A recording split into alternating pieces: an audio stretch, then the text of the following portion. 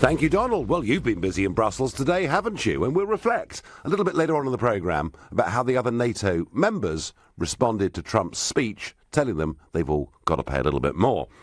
But politics returned to some degree of normality today after the horrors of Manchester, and UKIP launched their manifesto this morning, I guess in a way, in defiance of the Manchester terrorist attack, and we are back fighting a general election campaign. The manifesto was launched by party leader Paul Nuttall. Now, it'll be no secret to any of you that the last time UKIP launched a general election manifesto, it was me that was launching it. And you may say, well, how on earth can Nigel present the UKIP debate and do it as neutrally as he can? Well, I'll do my best, all right? I will attempt to give no opinion. I tried not to do that so with the Liberals or the Greens or the Conservatives or Labour.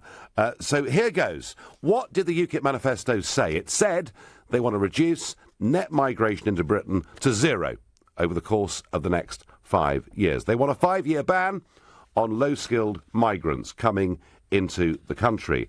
On Brexit, they want us to walk away from the table as soon as we possibly can, and they want to bring back the blue British passport. On multiculturalism, they want to stop the burqa being worn in public, and on policing, they want 20,000 new police on the streets. They want more money for the NHS and extra money for social care. And how are they going to pay for it all? Well, they are proposing a radical cut in our foreign aid spending. At the moment, we spend 0.7% of the economy on foreign aid. UKIP would reduce it to 0.2%. And I think that, in essence, are the main points of the manifesto, but with one added feature. The whole conference this morning, the main theme that came out of it was a really very strong attack on Theresa May personally for her record as Home Secretary in terms of dealing with multiculturalism and the growth of terrorism. And I'm sure we'll get plenty of opinions as to whether that was the right, wrong, tasteful or not thing to do. So I'm asking you that with the launch of the UKIP manifesto, does it win your vote or not? And to get involved, you can call me on 0345 60 60 973. You can text through your view to 84850. You, of course, can tweet using the hashtag Farage and LBC as LBC.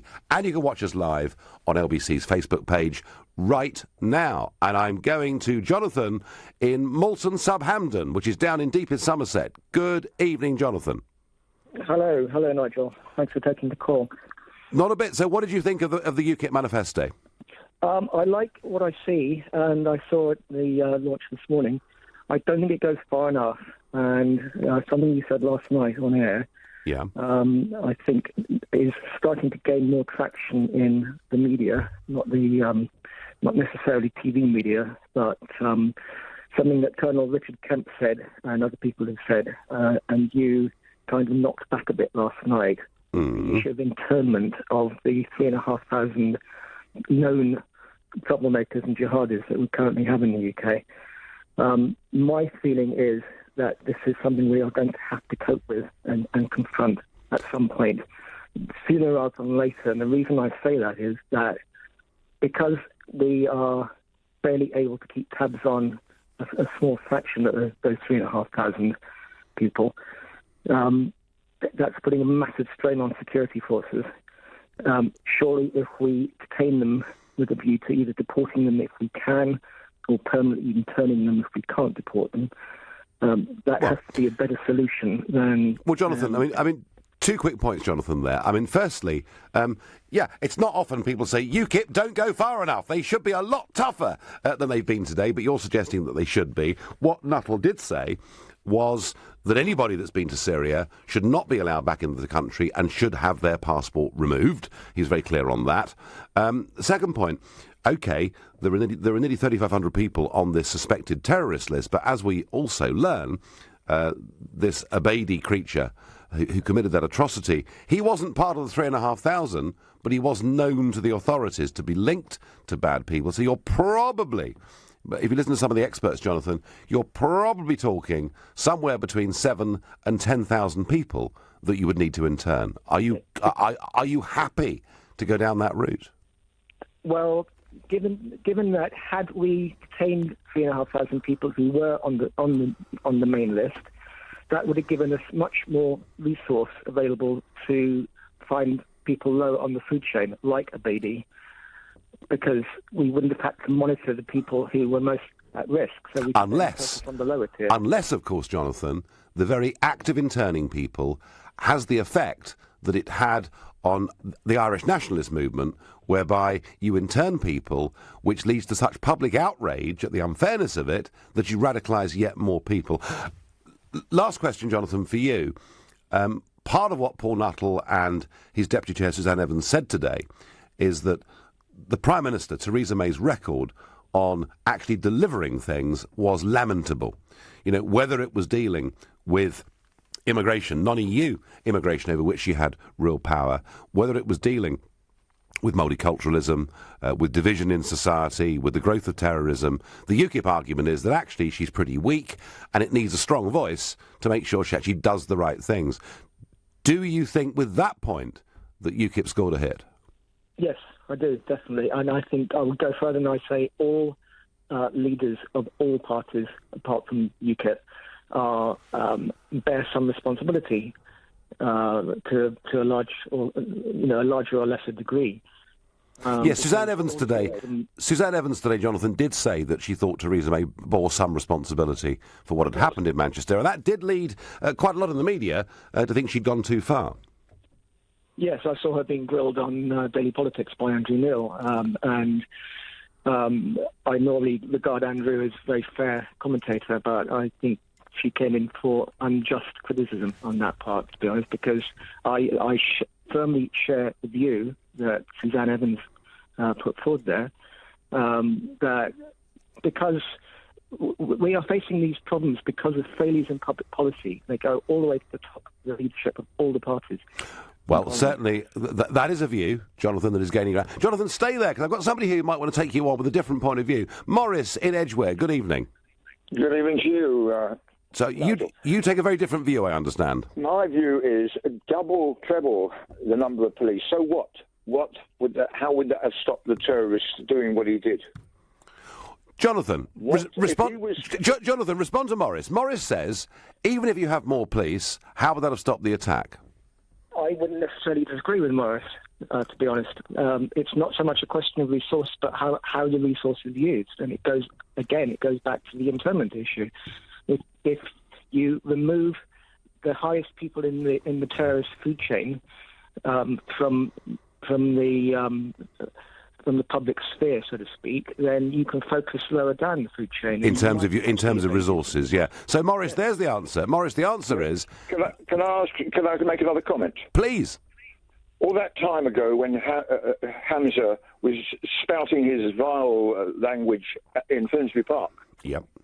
Why was he allowed to carry on like that? In the end, he was got rid of to the States.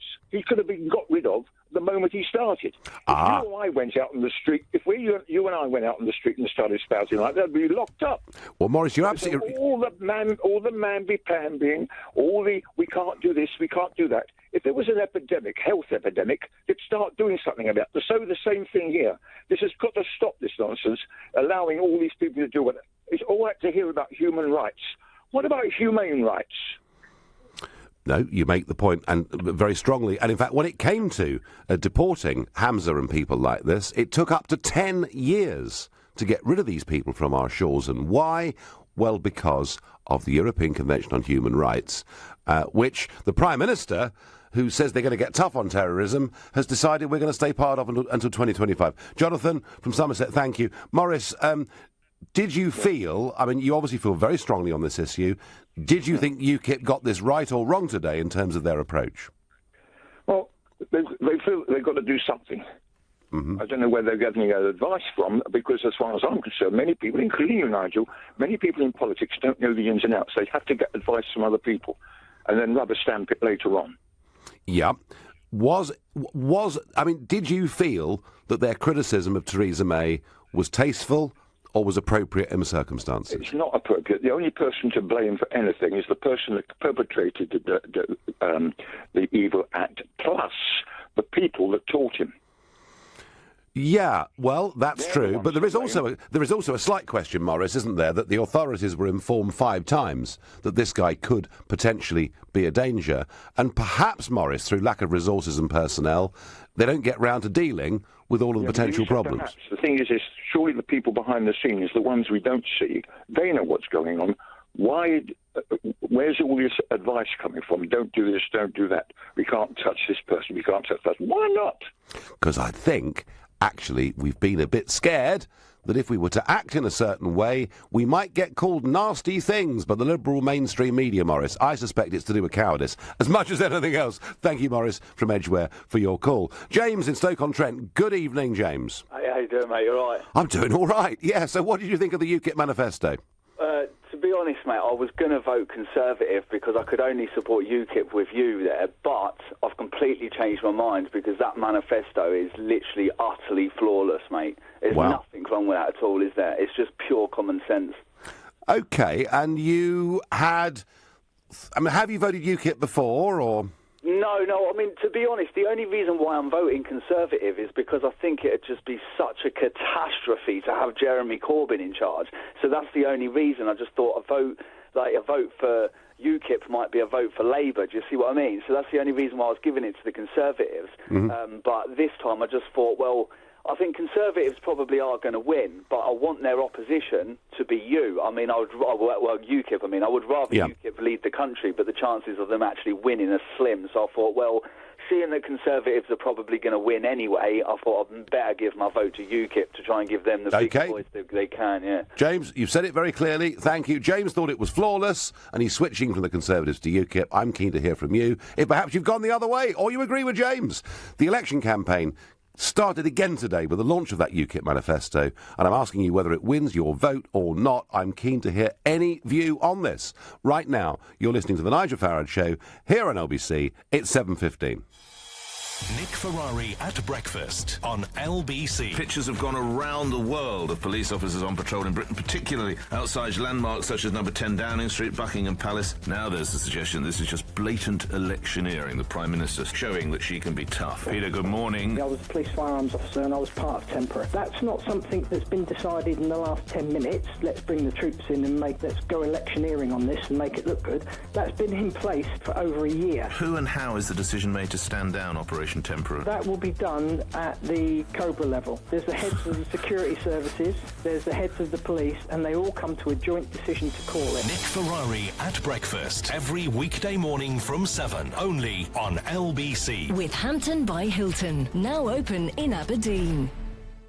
Oh. What's the anxiety this time, Joe? Oh, I think I'm losing it. In the mind? No, losing the sales. I need to record, join and listen to calls. What, to boost the profits? Yes, and take business calls on any device. Ah, I've got the answer. You need to take the Vonage. Yes. Vonage, the perfect phone system for small business. Packed with clever features to make your business better. Keep calm and talk clever with plans from £12 a month. Visit vonage.co.uk. Excludes VAT at 20%. Terms apply. At More Than, we've learned that understanding your pet is tricky. For example, actually means, my litter tray, my poo, give it back. It's even harder to understand them when they're sick. So More Than Pet Insurance comes with VetPhone, a 24/7 free-to-call health advice line. Plus, new customers get 25% off online now. We do more than. Divorce.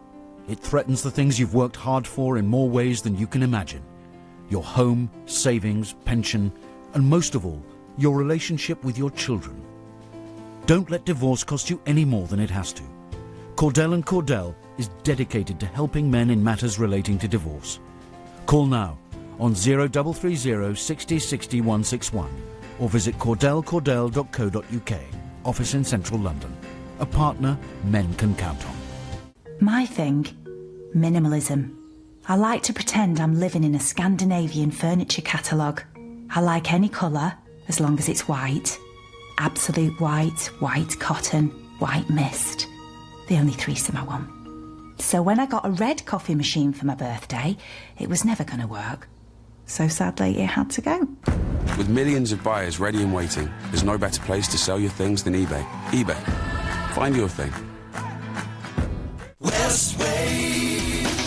There's no other way. Swap and Save from Westway Nissan is here. It's our exclusive event where you can upgrade your old car for one of our fabulous pre-reg Nissans and make list price savings of up to 30%. Hurry! We've Micras from 7,495, Notes from 9,495, and X-Trails from only 17,995. So get swapping, get saving, get down to your nearest Westway.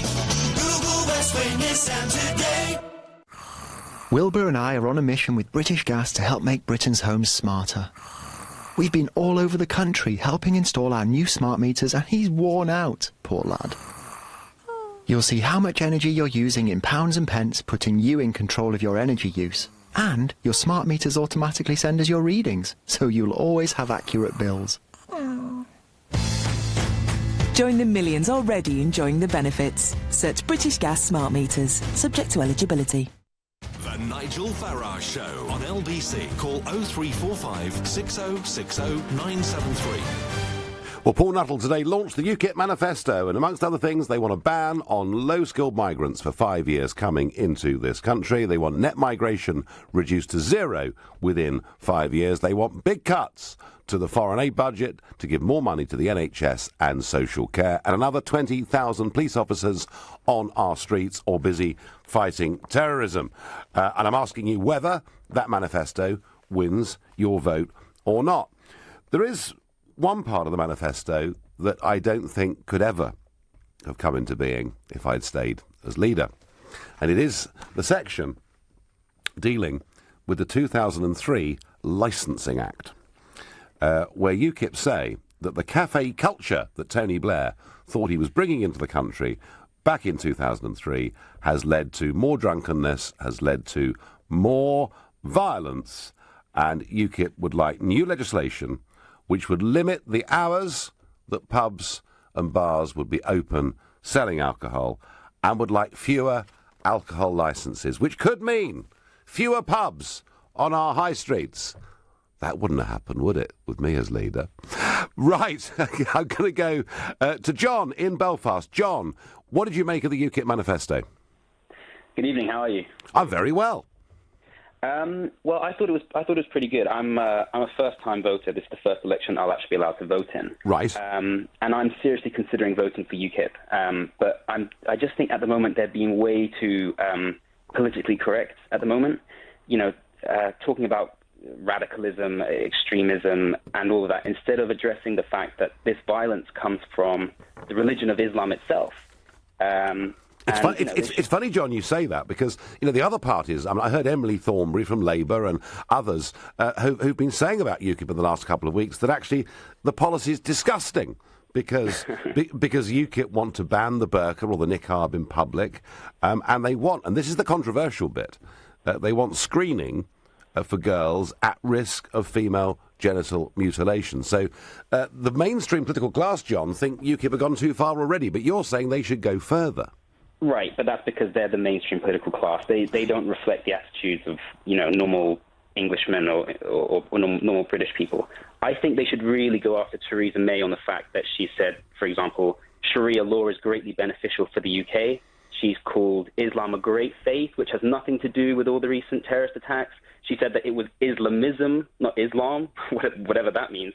So yeah, I'd probably be willing to vote for UKIP if they propose something like a Trump-style ban on any further immigration of Muslims, because, you know, unfortunately, it is the only solution. It's the only way, even if it is 0.000, there's still, and this is how percentages work, the more you let in, the more terrorism you will have. You know, we have so many politicians here saying that if you demonize Islam, then we'll make Muslims hate us more. They're just so hypocritical. In one breath, they'll say that terrorism has nothing to do with Islam. In the next breath, they'll say that if you criticize Islam, then we'll be making more terrorists. So, John, I've always tried to draw a distinction myself with political campaigning that actually the vast majority of Muslims living in Britain are not just law-abiding, but they're integrated, and that what we do not need to do is to attack the entire religion, just the strains of it that are causing these problems. But you think there's a more fundamental problem, clearly. I would argue that if the mere fact of addressing the problem honestly is enough to tip thousands of young Muslims over into jihad mode, then we are in a much more serious situation than we thought. Because when people talk about extremist, radical Islam, what they're really talking about is just conservative, orthodox Islam. Because, Yeah, John, we mustn't get too theological, I think, tonight on this programme. But basically, you think UKIP's OK with its manifesto, but should have gone a bit further? Yes, I think that they need to be addressing this problem honestly. I think that they need to stop talking about Islamism and radicalism and all other things and address the fact that this comes from the Quran itself. It comes from the example of Muhammad. Stop being so squeamish about this, because the only political party that are willing to talk about this honestly, and they're not at the moment. I think it's tragic. John, thank you very much, John, for your call. That's the second caller tonight saying UKIP actually need to be a lot tougher than they're being. And your texts and tweets. Hello, Nigel. I don't want to talk on air. I don't know what they're frightened of. But I do want to say I've read the UKIP manifesto. It's impressive. That's Gillian from Sevenoaks. After the awful events of this week, we could all do with some light relief. And UKIP's manifesto certainly makes us chuckle. I'm glad the party isn't being taken seriously anymore, says Andy. UKIP blames Mrs May, but we should blame Europe's no borders policy, says Chris. And I'd like all the jihadi returners to lose their British passports and not be allowed back into the UK. And I'm going to Portugal, to Ruth. Good evening. Hi, Nigel. Can you hear me okay? I can, yes. So what did you make of the manifesto? Okay, that's brilliant. Well, I've got a few questions for you first before I tell you what I make of the manifesto. Well, we haven't got forever, Ruth. But a couple of quick questions. Go on. I know. Well, first of all, quick question: why would you want a blue passport? Well, I personally want a passport with the words European Union taken off it. I want it to be a British passport. That is what I... Not necessarily a blue passport, right? That is what I... Hang on, Ruth. You asked me the question. I'm going to answer. That is what I campaigned for all the way through the referendum. I kept whipping the passport out of my pocket and saying, I want this to be a British passport. I didn't actually, at any point, personally say that I wanted it to go back to being blue. And the proposal that we should get that passport back, Ruth, isn't mine, it's UKIP's, OK? OK, so let me tell you something, OK? Because I'm originally from Israel, and I did have a blue passport my whole life. Yeah. My children now are British citizens, OK? So I do care about what happens in the UK. I do care a lot, actually. I'm now a Portuguese citizen, so I do have a Burgundy passport, that's the European Union, and I do think it does give you a lot of freedom, which I didn't have before, okay, at first, regarding the blue passport. Then regarding the burqa, I think basically banning the burqa will just make the Muslims more likely to be victimized, whereas educating the Muslims, because I think most of the Muslims don't actually know what's in the Quran and what actually their religion is reflecting. So let's say, okay, I'm not sure I'm making myself very clear, but I think Islam is basically a reflection of Muhammad, and I don't think most Muslims are really aware of that. So instead of banning the burqa and saying, okay, you're not allowed to do this, you're not allowed to do that, you might as well educate every child in the UK on what every religion is, including Islam, and that might be much more efficient than banning the burqa. Well, it might be, Ruth. I mean, UKIP's point, the point they're making with the burqa, with talking about Sharia courts, the point they're making is that everybody should have equal rights and be treated equally under the law, and UKIP allege that there are many women living in Britain in Islamic families who are not given the same rights as other women, and that's what they're talking about, Ruth. Well, British law should be the law that governs. Sharia law actually contradicts a lot with British law, and I do not know why actually British courts allow this to happen. Well, that's a different question. Well, in a sense, you're saying, Ruth, that you agree with that bit of the UKIP manifesto, but you're concerned about the passport, yeah? Should not exist in Britain, because Britain should have British law, but that's completely different than banning the burqa, because if you're going to ban the burqa, that's a tiny bit that you're doing that's going to give the Muslims a lot to say that they're being victimized. Okay, so given the pros and cons that we've discussed, what marks out of 10, Ruth, would you give the UKIP manifesto? Oh, God, that's a very difficult question. I don't know. The blue passport gives it a very big minus, because I think it limits you and it makes a statement that you're isolating yourself from the rest of the world. And that's based on my own experience as an Israeli with a blue passport. Okay, and that's based on my own experience now with a burgundy passport. It gives me so much more freedom as an individual. Okay, so I think it's a statement you should not do as a country that actually advocates for tolerance and.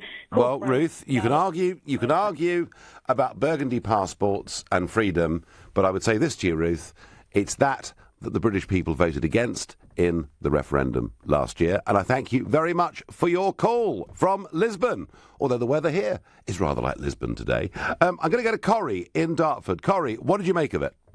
Hi, Nigel. How are you? I'm all right. First and foremost, my sincere condolences to all the people who lost their lives and the families of the people who lost relatives in the bombing. Well, we all share that, Corrie. Thank you for all the work. I know, I agree. Thank you for all the work you've done with Brexit and to shine light on specific issues.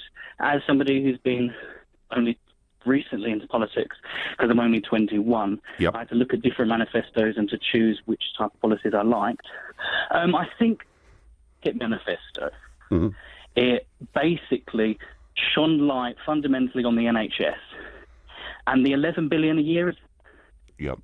Well, they're talking about saving billions from the foreign aid budget, which they say we could spend on the NHS and social care.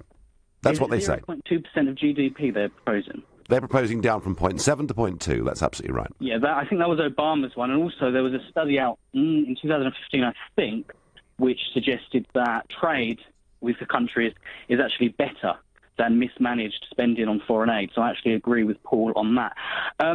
So I actually think the UKIP manifesto has some points which I would change. I don't think we can actually go around banning burqas or banning the EU flag, because that's one of our libertarian-style or liberal-style traits. But the reason why I called, though, even though I agree with some of the policies and disagree with some of the policies, is I'm wondering what UKIP's stance, and I think I know your stance because you know Rand Paul in America, but what UKIP's stance is on non-interventionism. Well, I think that UKIP, traditionally, UKIP has said that that military intervention is the last resort, and that is still very much the policy. Okay, brilliant. Okay, that's what I was wondering. Do you have any questions for me? Yes, Corrie. Give it marks out of 10. I would give the updated policies about 8 out of 10. I don't really like the burqa ban, and I don't really like the EU flag ban. I can't really see how that's a liberal policy. But other than that, the NHS funding is fundamentally acceptable, and the actually 0.2% of GDP for foreign aid.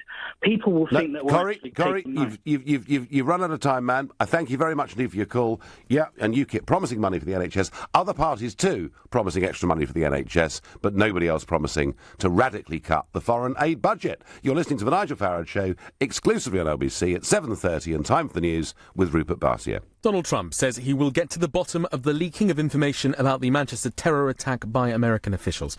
Libyan officials, meanwhile, say that Salman al-Baidi phoned his mother and asked her to forgive him shortly before he carried out the attack. Here, police say the 8 arrests in connection with it are significant and very important items have been found during searches. Armed police have started patrolling trains across the UK for the first time, and 3 days after the attack, 5 children are still in a critical condition in hospital. LBC weather. Clear and mild overnight, a low of 12 Celsius. Tomorrow, mostly dry, sunny and hot, a high of 28 degrees. LBC Travel, good evening, I'm Andy Ivey. In Berkshire, traffic's been stopped on the M4 towards London at junction 5 for Langley, while an accident is cleared. In southwest London, there are delays through Wandsworth, where Buckhold Road is closed between the A3 Wandsworth High Street and Merton Road for emergency water main repairs. Westminster Bridge has reopened after a police investigation, but it's still slow on all approaches. In Worcestershire, the northbound M42 is slow from junction 2 at Redditch to 3A at the M40 after a serious accident. Travel times around 20 minutes. And in West Yorkshire, it's solid on the westbound M62 between junction 26 Chain Bar and 24 Ainley Top. There's been an accident and a couple of breakdowns on this stretch. On the trains, Manchester Victoria station remains closed, and on London Underground there are severe delays on the Piccadilly line because of a signal failure. For more real-time updates, go to lbc.co.uk. This is LBC. The British Heart Foundation, London to Brighton bike ride. It's for the old-timers and the first-timers, the solo riders and the team players. The confident, the curious, the fast, not the furious, the catch-me-uppers, the get-off-and-pushers, the scenery enjoyers, the photo finishers. On Sunday the 18th of June, it's not a race, it's a lifesaver. It funds our research, so why don't you search London to Brighton bike ride now? Book by Friday for 25% off. Representative 0% APR. Deposit 564252. Optional final payment 10,169.28. Subject to status. Westway. The Westway Swap and Save event is back. Visit Westway and swap yourself into a brand new Nissan Qashqai for just £159 per month and 0% finance. We've many more sensational 0% offers on selected Nissans, including Juke and Pulsar, plus deposit contributions of up to £750. So hurry, swap and save with Westway. Google Westway Nissan today. Take advantage of the long weekend and get your garden ready for barbecue season at John Lewis. We've got great offers in store and online with 20% off selected outdoor furniture and lighting and 20% off selected tableware and glassware. Plus, this weekend, you can earn double points when you spend on your partnership card. So whatever the weather, we've got everything you need at John Lewis. Terms and conditions apply. Partnership card representative 16.9% APR variable. Credit subject to status. You must be over 18 to apply. John Lewis Financial Services Limited. Let's not wait any longer. The Wickes 50% off kitchen unit showroom sale is now on. Plus, there's up to 3 years interest-free credit on qualifying showroom kitchen purchases. Offers end 29th of May. Wickes. Let's do it right. Credit subject to status. 0% APR representative. Deposit required. Conditions and exclusions apply. See wix.co.uk. Wix acts as a credit broker and offers credit provided exclusively by Hitachi Capital UK plc. Each authorised and regulated by the FCA. BT's biggest ever SIM sale is now on, with huge discounts for everyone and even bigger savings if you've got BT broadband at home. Whether you use a little or a lot of data, we've got a SIM for you, with savings of up to £108 a year. Plus, join online and you'll also get a free Amazon gift card worth up to £90. But hurry, BT's biggest ever SIM sale ends 1st of June, so visit bt.com/SIM only now. UK calls, text and data. Savings include £5 monthly discount for BT broadband homes. Excludes business. Compatible phone required, mainly in unlocking. Terms apply. The Nigel Farage Show on LBC. Call 0345 6060 973. General election campaigning resumed today with UKIP launching their manifesto. But the other thing that tickled me today is Donald Trump has been in Brussels today. Now, not the sort of city where you'd think he'd necessarily get the best of responses. And he went to the NATO headquarters, brand new NATO headquarters, big shiny building that's cost about €1 billion to build, and he gave a speech. He said that only 5 of the 28 NATO members were actually paying the membership fee the club demands, which is that people spend 2% of their economy on defence. And you can see that speech. It's there on LBC's website.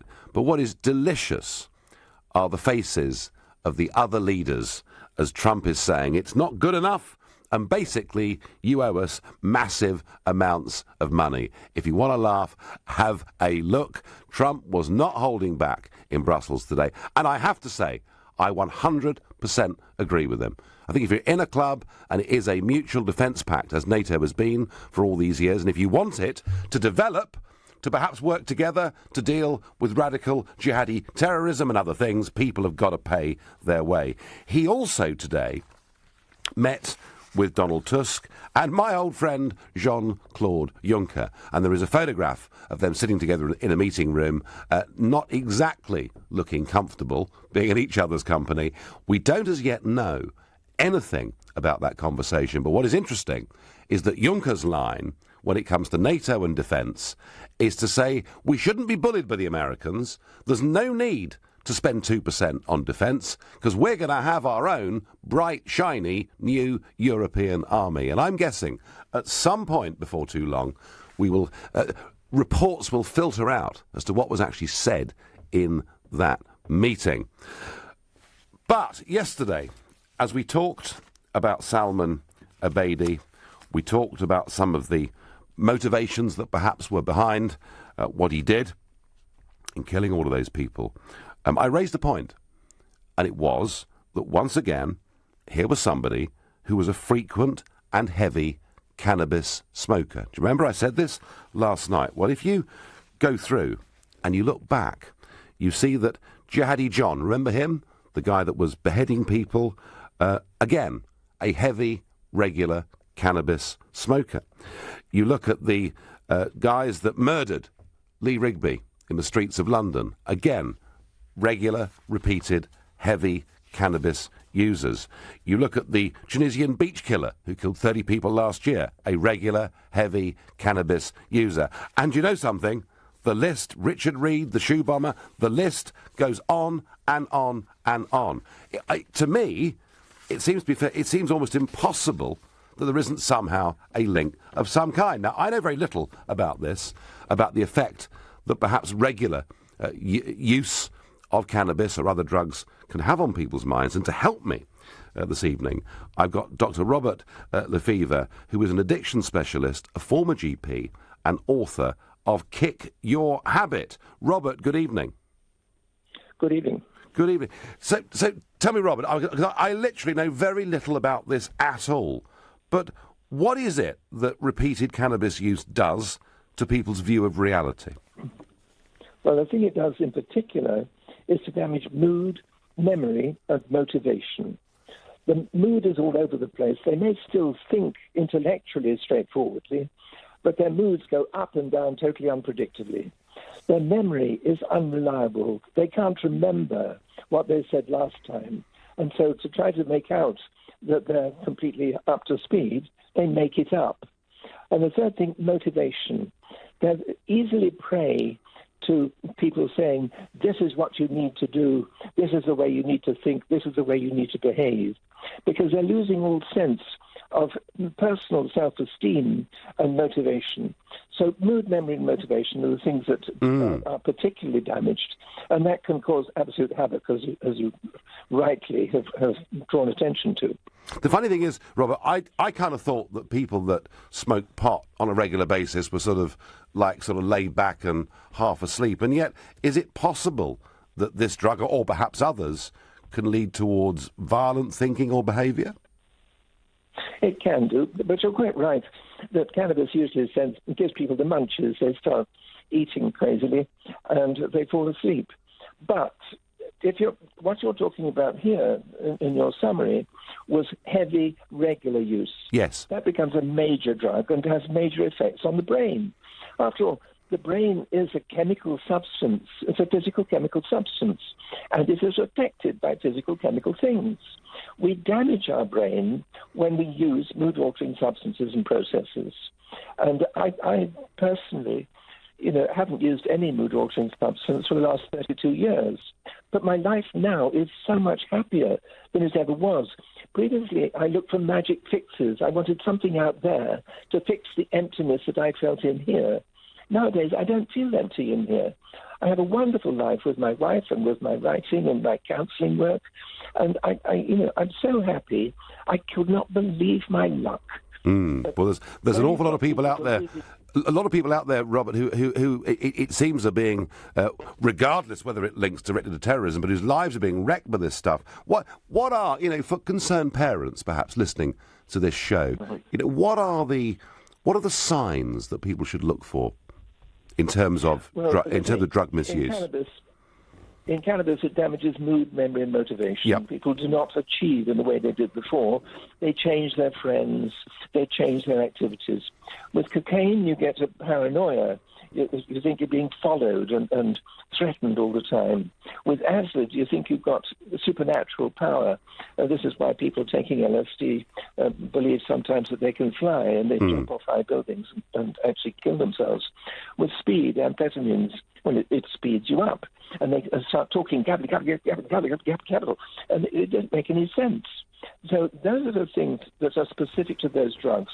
But with all drugs, they cause poor judgment. As I say, intellectually they may still be okay, but their feelings are all over the place. They see enemies as friends and friends as enemies. The people who are giving you the drugs are the greatest friends ever, and the people trying to help you to get off them are your greatest enemies. And so what happens is that you change your values and change your relationships, and you need help from other people who've been there and understand it from inside. And that's what I try to do, because my previous addiction, made me a crazy man. But I'm not now. You sound incredibly. In fact, you sound laid back beyond belief and very happy with your life. Robert, thank you very much for giving us that brief. I really do appreciate it. Interesting, isn't it, what he said about how you sort of divide the world up and your friends become your enemies and your enemies become your friends. I can't put any more science, folks, into it, but there does seem to be some very, very strong link between these young men who smoke a lot of cannabis and then get involved in terrorism. I know what the word for them is. Trump used it the other day, didn't he? Losers. Right, we're back to UKIP. The manifesto launch, some big ideas and some strong criticism, very strong criticism of the Prime Minister Theresa May's record as Home Secretary, which some thought was distasteful. The idea that she bore some responsibility for Manchester. Many in the journalistic class thought UKIP had gone too far. On Facebook, Keith says to me, as much as I'd like them, UKIP can't win this time round. Russell says UKIP's job is to remind the people that there are millions that wanted Britain back. Colette says, don't get into the game of making excuses for these terrorists. I wasn't aware that I did. And I get on Twitter, P.S. I will vote Labour. The best option in a bad bunch. Well, fine. But it's UKIP we're talking about. And we're going to the Rhondda, to Ian. Ian, good evening.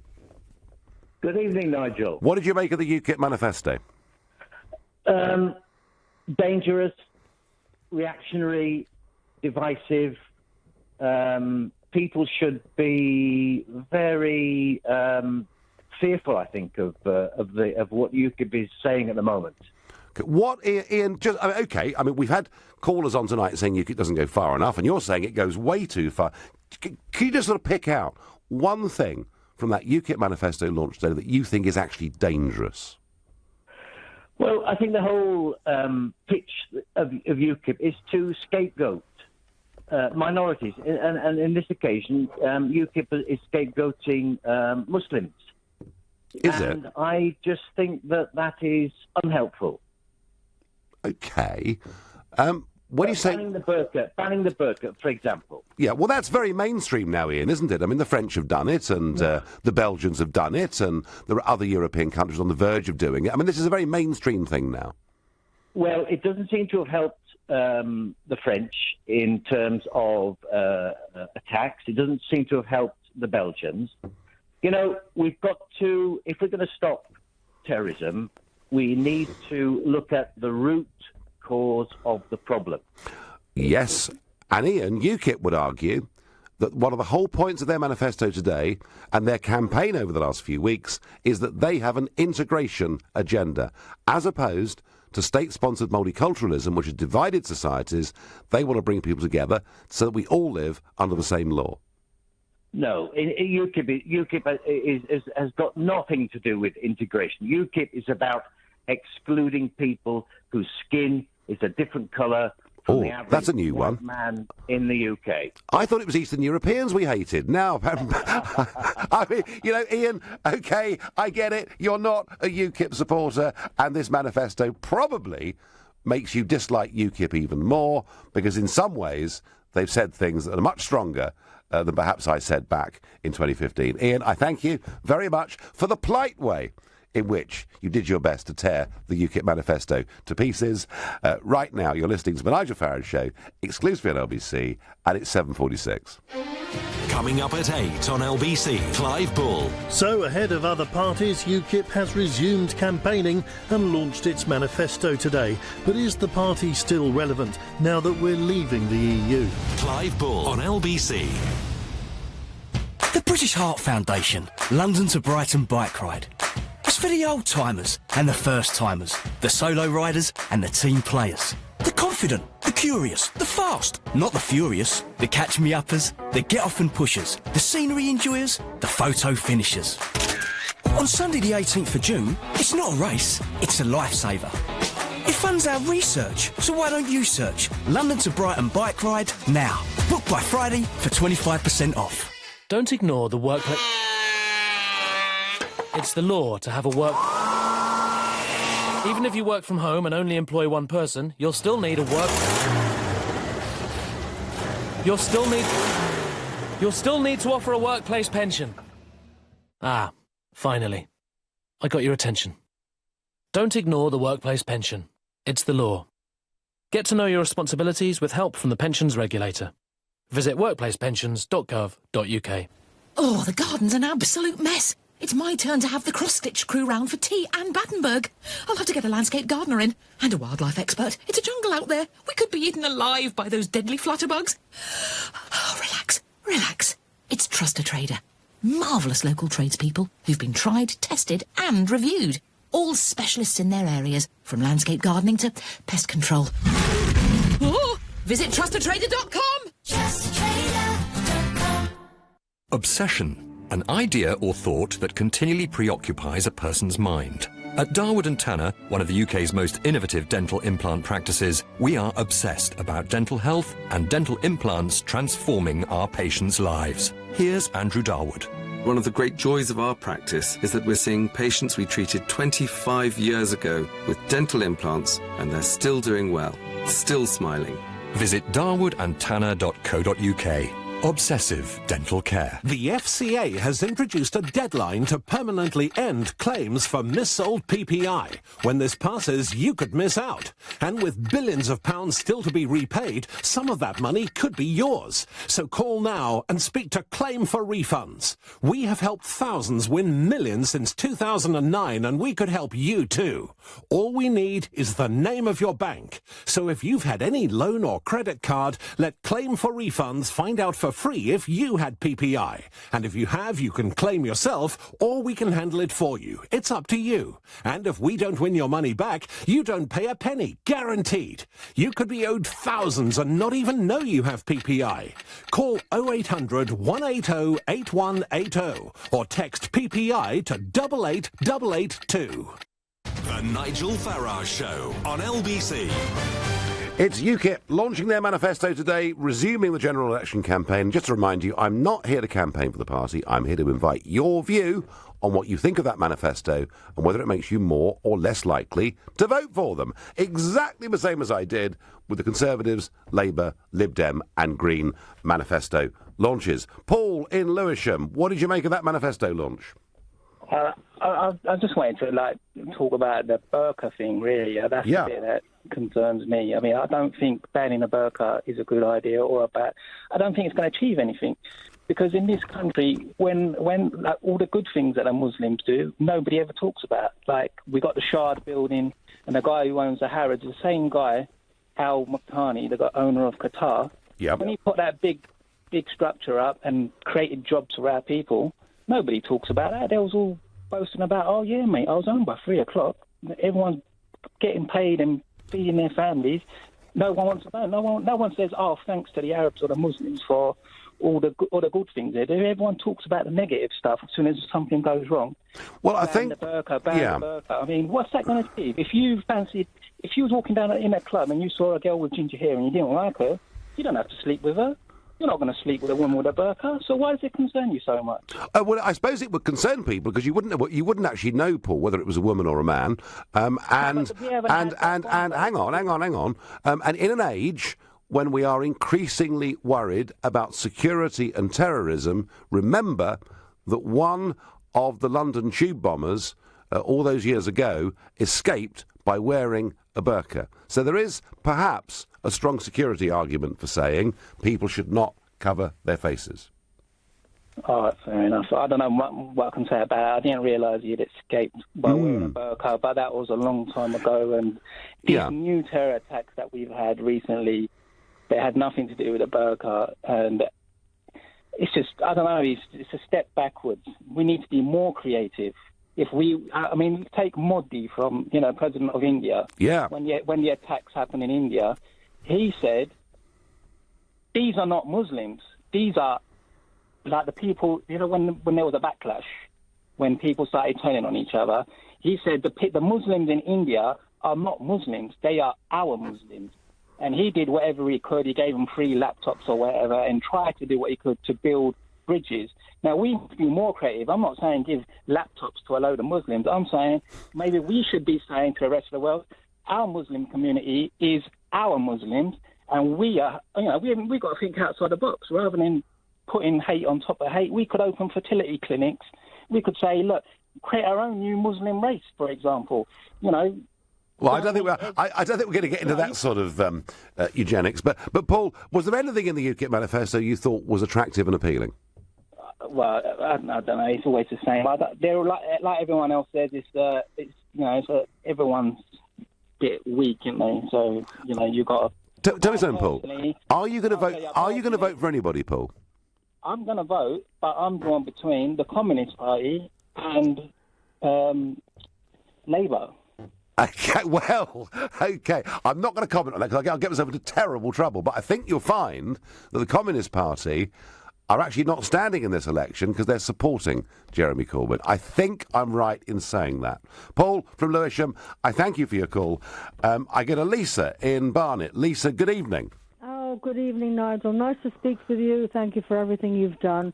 I just think it's a terrible mistake for UKIP manifesto to just say ban the burqa. It should be ban face coverings because I want to see people's faces. If they're on a protest meeting or wherever they are, I need to see their face. And I think it's singling out, and that's what's causing problems. Yeah, I mean, what they say in the manifesto is they ban people in public from wearing the niqab or the burqa because the party says they are dehumanising. But I'm against the burqa, and I'm against them, but I think it would be more sensible to have banning face coverings because I don't want to see it at protest meetings either. If I met you, I don't want to see you with your face covered. I want to see you. I want to look in your eyes. I want to look at your mouth. We can talk to each other. That's what's behind that. And that's why I'm so against the burqa. OK, so you think basically UKIP are right, but they've got the language wrong. I think that's absolutely right. Lisa, you've made your point absolutely clearly and beautifully. I thank you. George in Tooting, what do you make of the UKIP manifesto? Love your show. I have one little problem with the UKIP manifesto, and that is the bit where it's saying that it wants to withdraw from the Paris climate change agreement because it has no basis in science. And, I kind of get that, climate sort of fits with academia and sort of, the liberal elites. But the science is very clear that climate change is happening, and it has an absolute solid base in science. So I think that point is that it has no base in science is fundamentally dishonest. I think that one of the arguments here, George, is that UKIP are saying that they would remove VAT from domestic energy bills and they would scrap green levies, which, doing those things, would save people, the average household, about £170 a year. And I think the argument is that, is it climate change? Is it global warming? I mean, UKIP is very sceptical about all of this, and you clearly have a problem with that. I completely understand that, but to actually say that it has no basis in science when the body of evidence is so overwhelming is dishonest. Well, there are more scientists that say that increases in CO2 are leading to higher temperatures than the other way, but actually, George, there are also scientists who say it makes virtually no difference. But the manifesto says there is no basis in science, which is fundamentally dishonest, and that's really my point.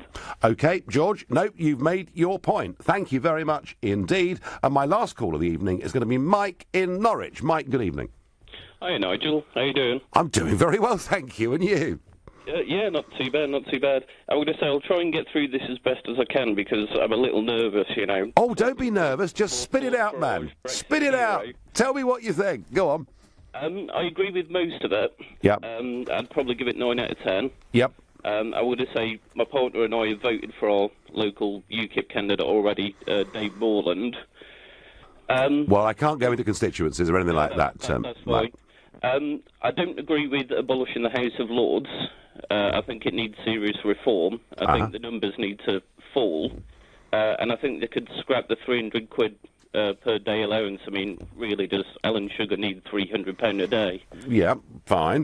Well, UKIP are radical on that. They now want to get rid of the House of Lords. What was the best bit of the manifesto, Mike? The best bit? I mean, I actually joined because of the education policies in 2015. I mean, I graduated in teaching in 2008. And at the end of the day, a teacher's there to teach. They're not there to be a social worker, to be an administrator, to be, God knows how much else. So. Sure. But Mike, we're out of time, I'm sad to say, because I know you're a first-time caller, and I hope you do call again. But basically, your position is that you're sticking with UKIP at this general election. Oh, yeah. Lovely. Mike, thank you very much. Well, lots of opinions there. Mike is a UKIPper who's sticking with them. We had one person who was going to vote Tory, like what Nuttall had to say, is going to vote UKIP. Others who are very worried, who don't like face coverings in any way at all. Others who are concerned that UKIP aren't with the climate change lobby. I'll give one opinion on this, which is I think it was absolutely right for UKIP today to go ahead with their manifesto launch. Yes, what happened in Manchester on Monday was appalling, but the point of what happened in Manchester is they want to stop our democratic process.